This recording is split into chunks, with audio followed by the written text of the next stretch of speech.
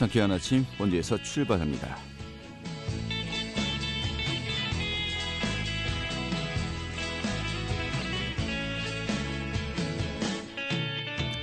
네, 10월 7일 수요일 아침에 인사드리겠습니다. 상쾌한 아침 원주에서 출발합니다. 진행의 한태호입니다. 자, 오늘도 아침에 쌀쌀했습니다. 현재 원주 기온이 11도로요. 예년 기온을 크게 밑돌면서 때이른 가을 추위가 나타나고 있죠. 자, 그래도 또 한낮에는 가을볕에 기온이 크게 오르겠다고 합니다. 오늘 한낮 기온 21도로 예년 수준을 회복하겠는데 하지만 또 일교차가 10도 정도 차이가 나면서요. 온도 변화가 큽니다. 좀 면역력이 떨어지기 쉽죠. 이런 만큼 건강관리도 유의하셔야 되겠습니다. 오늘 준비한 소식 살펴보도록 하죠. 지난해 초에 화재로 손실되었던 원주 중앙시장이 복구 공사는 물론이고요. 안전시설 등의 지원도 끊기면서 계속해서 좀 장기화되고 있습니다. 이 점포주들에 대한 구제 방안도 제시가 되고 있는데요. 오늘 이 내용 살펴보도록 하겠습니다. 또 원주시 창의문화도시지원센터가 25일까지 춘천지방법원 원주 지원의 공간을 활용한 그림책 전시를 진행합니다. 어떤 전시인지 살펴보도록 하겠고요. 또 횡성군에서 추진하고 있는 외로움 공감단 배포 사업 시행할 예정인데요. 이 내용도 오늘 또 점검하도록 하죠. 10월 7일 수요일 상쾌한 아침 원주에서 출발하겠습니다.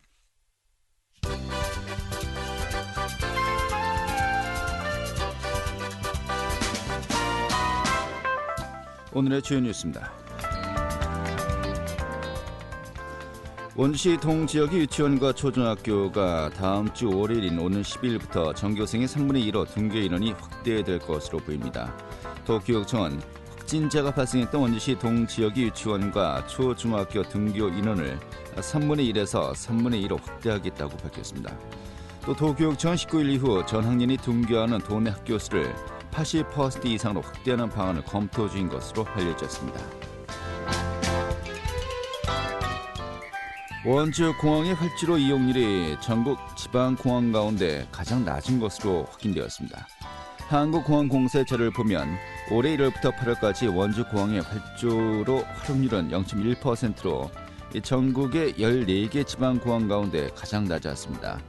이날 항공기 1000편을 이용할 수 있는 공항에 항공기 한 편만 이착륙한 셈입니다. 도내 일회용품 배출량이 늘면서 도내 지자체들이 쓰레기 대란으로 몸살을 앓고 있습니다. 이 코로나가 도내에서 확산되기 시작한 올해 3월 재활용 분리 배출량은 일 평균 364톤으로 집계되었습니다. 이 따라서 강원도는 도내 5개 시군의 6곳의 폐기물 처리 시설을 확충키로 하는 등 대책 마련에 나서고 있습니다. 오늘의 주요 뉴스였습니다.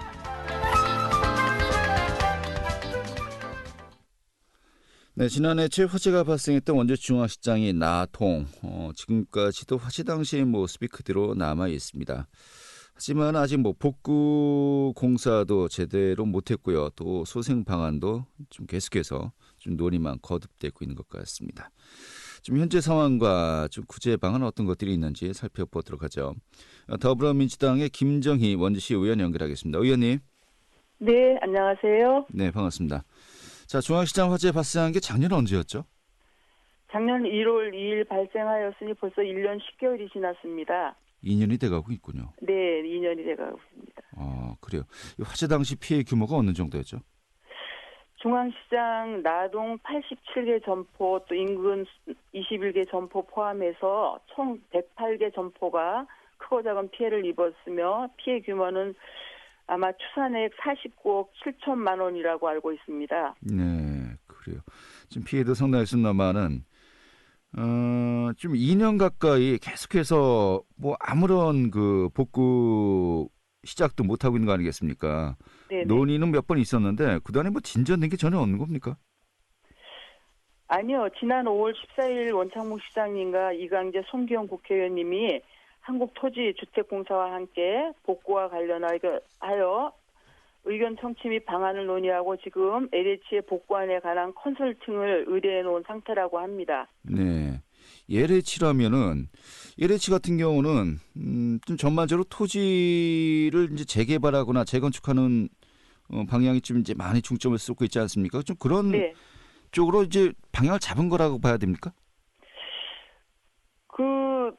LH 본부에서 이제 건물주 분들의 이해관계를 반영해서 네. 그런 세부안을 만들어서 뭐 상인 간담회도 개최할 것이라고 하니까 아마 예. 그쪽으로 방안을 잡은 것 같은데요.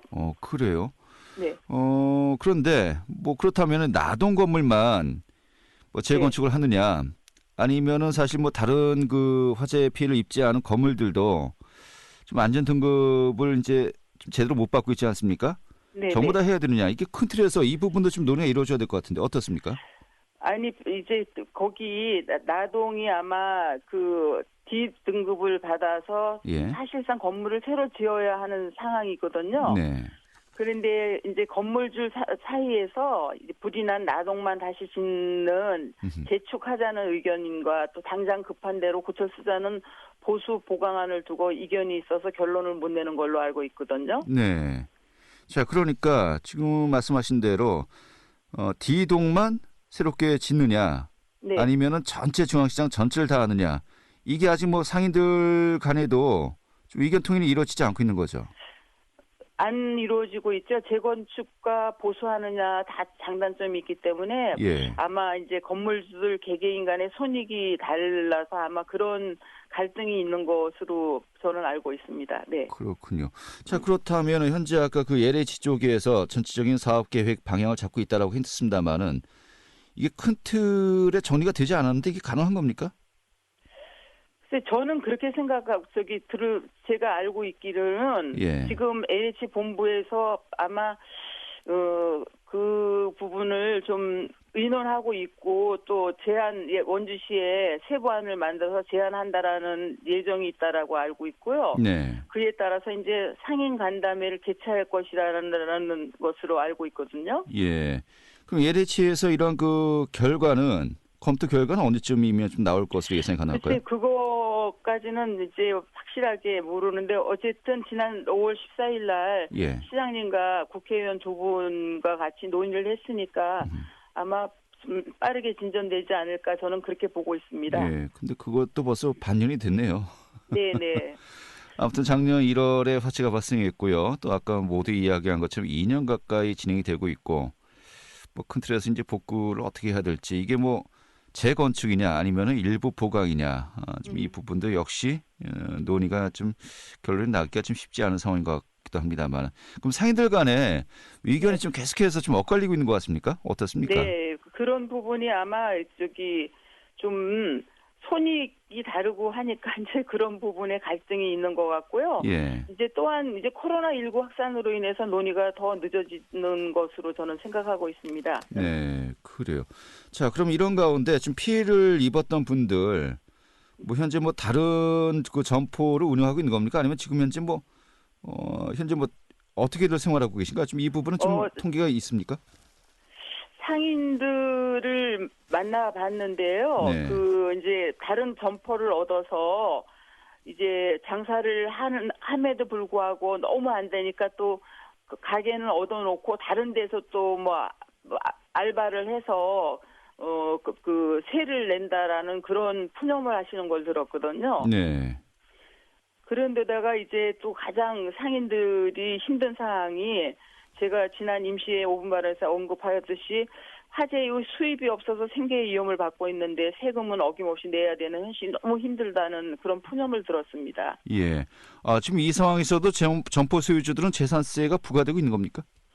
부과되고 있습니다. 네. 그래서 그게 예. 부과되는 현실이 너무 힘들다라는 푸념들을 많이 하셨습니다. 예. 재산세면 지방세죠? 네네, 지방세. 뭐 시 차원에서 좀 이 부분 어떻게 피드백이 있었나요?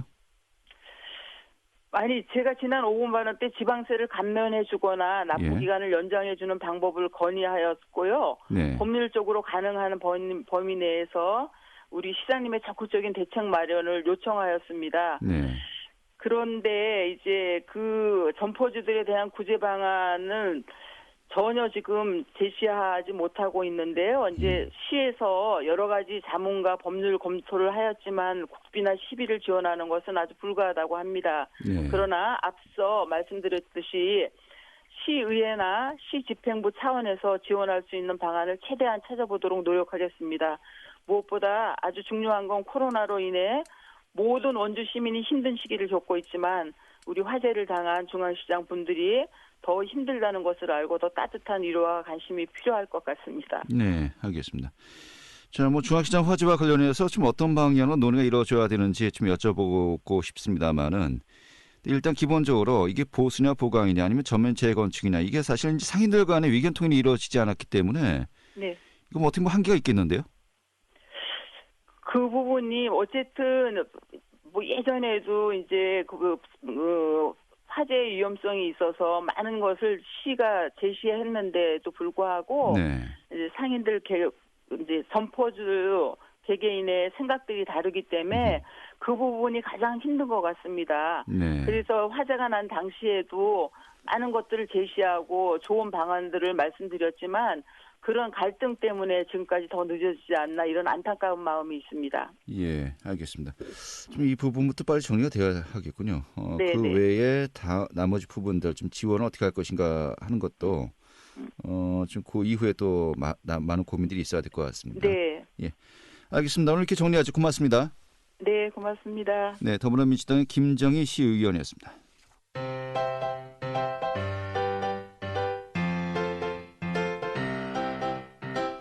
KBS 원주방송국이 유튜브 다시 듣기 서비스를 실시합니다. 매일 아침 강원 영서남부권의 뉴스와 정보를 전해드리는 상쾌한 아침 원주에서 출발합니다는 KBS 원주라디오 유튜브 채널을 통해 다시 들을 수 있습니다.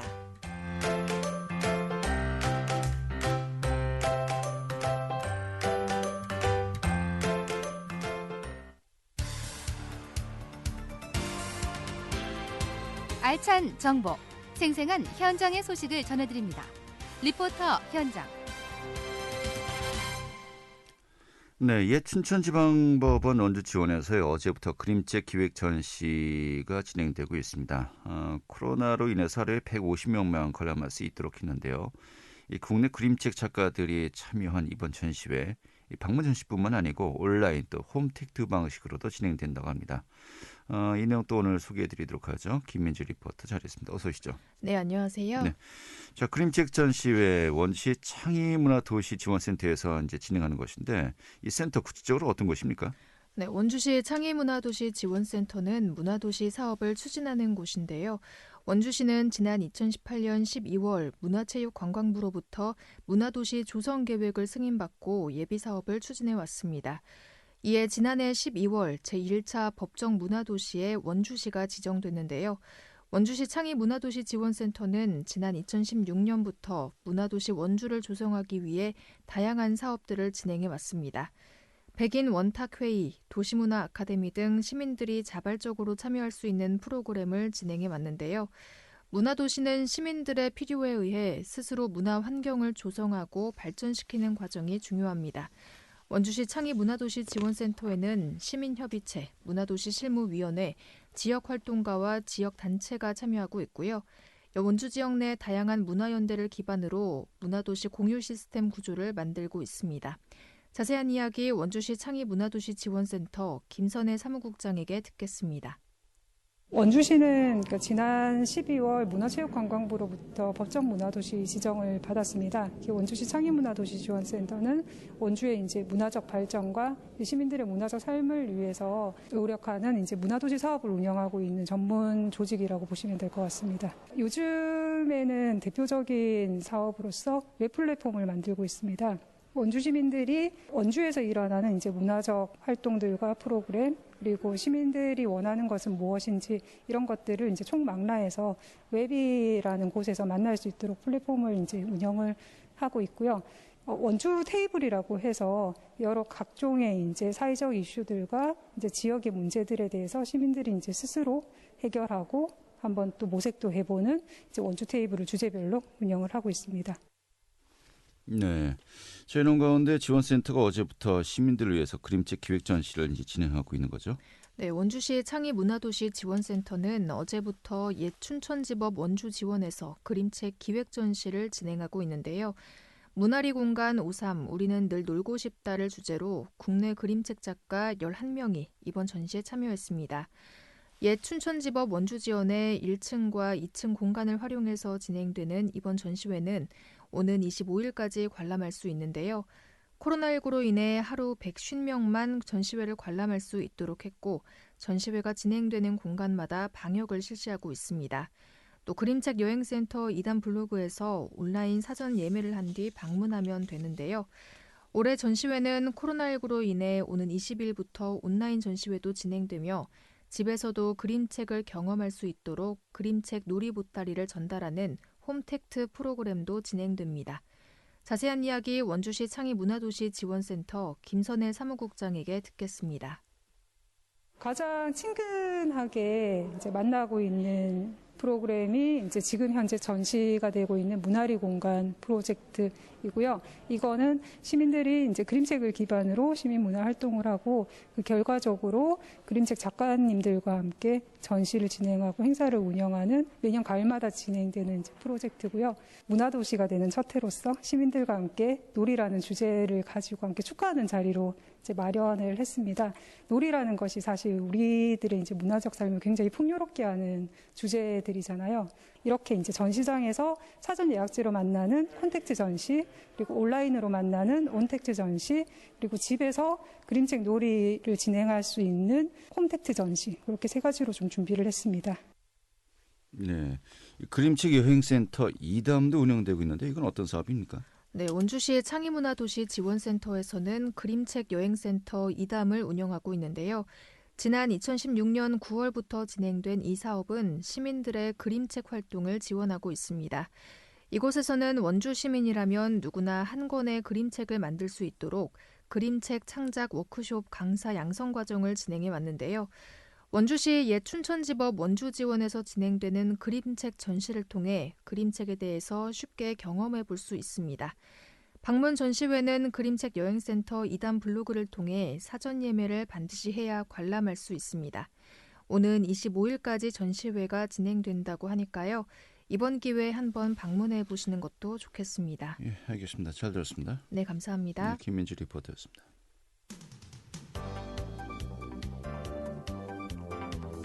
생생한 현장, 유익한 생활 정보를 전해드리겠습니다.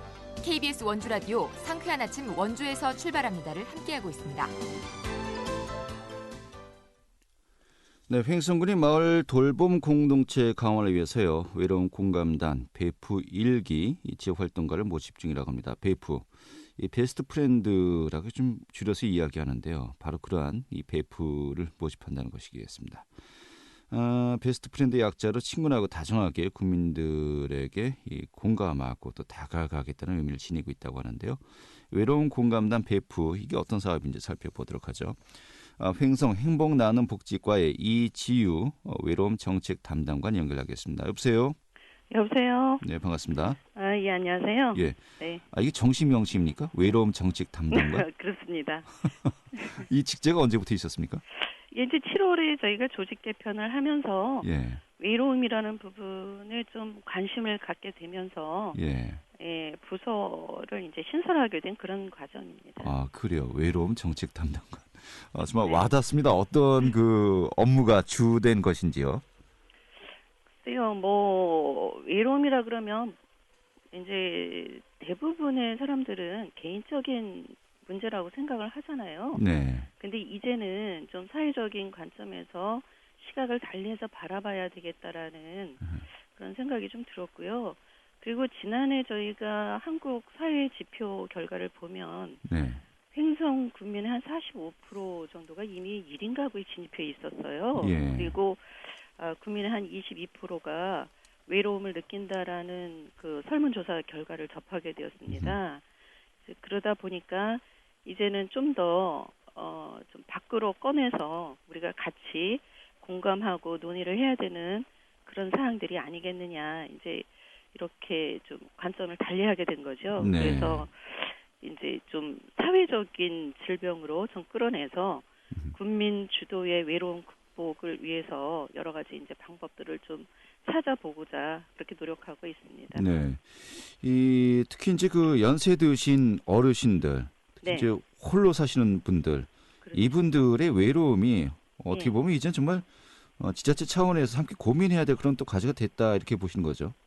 그렇죠. 그 노인계층이 저희 군만 해도 지금 9월 말 현재 전체 인구의 한 29%를 차지해요. 뭐 그러다 3명 하면 보니까- 꼴이군요, 거의. 예. 예, 그러다 보니까 이제 노인 어르신들 계층뿐만 아니라 또 이제 외로움의 접근 방식은 그 어르신은 물론이고 또 일반인들도 생활하면서 이런 외로움의 정도 차이는 좀 있을 거예요, 개개별. 그렇지만 좀 사회적 관점에서 바라보자는 취지로 그렇게 접근하게 되는 것입니다. 네. 자, 그런데 문제는 앞으로 그 어르신들의 비율이 더 높아지는 것이 뭐 예정돼 있는 거 아니겠습니까? 그렇죠. 예. 자, 이런 가운데 횡성군도 이러한 그 문제 심각함을 인식하고 또 다양한 노력들을 이제 하고 있는 것인데 네. 베프 베스트 프렌드 약자죠. 네네. 이 사업을 시작한다고 했어요. 예. 이게 어떤 취지입니까? 그래서 베프는 뭐 지금 말씀하셨듯이 그 우리말로 절친이라고 하잖아요. 네. 그래서 이제 그만큼 주민들과 좀 친구처럼 외롭지 않게 다정하게 좀 다가가겠다는 의미를 내포하고 있습니다. 그래서 우리 베프의 역할은 이제 자원봉사 활동으로 좀 이루어질 것인데요. 네. 지금 현재 자원봉사 하시는 분들하고는 조금의 차별성을 좀 두고자 했어요.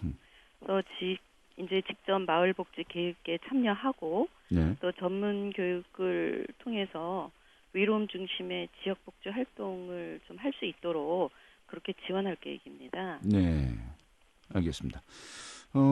지금까지 자원봉사자 분들이 계십니다만 그분들의 업무에다가 조금 더 정말 이게 친구라고 이야기할 수 있는 베스트 프렌드라고 할 수 있는 좀 이런 부분에 좀 더 우리가 또 사업의 어떤 방향을 조금씩 예. 변화를 주겠다 이런 것이 이해가 됩니다만은 예, 예. 그렇습니다. 내일까지 모집인가요? 언제까지입니까? 모집은 이제 내일까지인데요. 내일까지. 예. 예. 그 뭐 지금까지 많이 또 전화도 주시고 예. 관심이 많으시더라고요. 어허. 그러니까 이제 그만큼 이 외로움이라는 부분이 이제는 개인적이 아니라는 그런 어떤 반증적인 부분도 된다고 생각을 하고요. 네. 지금 현재까지 이제 일기는 저희가 60명을 좀 계획을 했었습니다. 네. 그런데 어제로 한 55명 정도 아하. 접수가 됐고요. 예. 아마 오늘 내일 하면 목표 인원은 좀 넘어설 듯 싶은데 예. 지금 알겠습니다. 현재는 그렇습니다. 예. 딱 오늘 이 방송 듣고요. 네. 내일까지 이 나머지 분들 좀 채워줄 수 있으면 좋겠군요. 될 것 같습니다. 예. 예. 그 모집 대상은 뭐 이렇게 제한은 없는 겁니까? 예, 별도로 제한은 없습니다. 음. 그러니까 배프 사업은 좀 전에 말씀드렸듯이 저희 이제 자원봉사의 한 영역이기 때문에 네. 기본적으로 시간을 좀 많이 할애해 주셔야 되는 부분들이 가장 큰 문제고요. 예. 그리고 이제 지역에 좀 관심이 있으시다.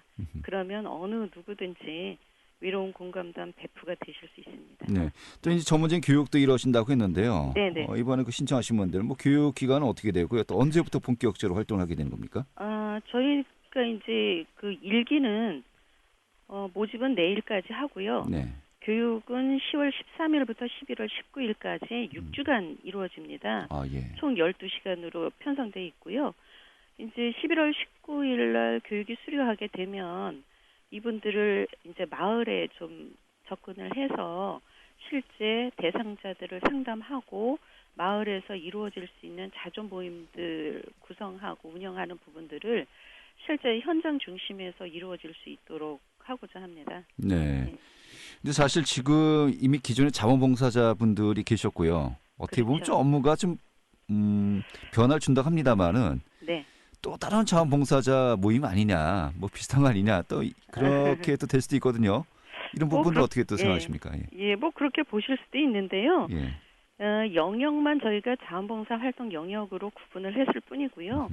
실제적으로 이루어지는 부분에 있어서는 저희가 대상자분들을 그 사회적 외로운 부분이라든지 경제적 그 부분으로 해서 척도 조사를 하는 게 있습니다. 네. 그래서 그런 척도 조사를 직접 수행할 수 있고요. 척도 조사에 따라서 나오는 여러 가지 그 복지 서비스 연계라든지 이런 부분들에 직접 또 연계까지 같이 하실 수 있는 이런 부분들도 작용하고요. 네. 또 마을에서 저희가 이제 흥성군 자체에서 지역사회복지 계획을 수립하는데 이런 마을복지 계획 또한 이거에 같이 알겠습니다. 부합되도록 그렇게 하고자 합니다. 일기지 않습니까? 일기가 네. 또 잘 되어야 2기, 3기, 4기 뭐 계속 이어지는 거 아니겠습니까? 그렇죠. 첫 단추 잘 깨길 기대하겠습니다. 네, 감사합니다. 알겠습니다. 오늘 잘 들었습니다. 네, 감사합니다. 네, 횡성 행복나눔복지과의 이지유 외로움 정책 담당관이었고요. 자, 10월 7일 수요일에 함께했던 KBS 원주방송국의 상쾌한 아침 원제에서 출발합니다. 오늘 소식은 여기까지입니다. 내일 다시 뵙도록 하죠. 고맙습니다.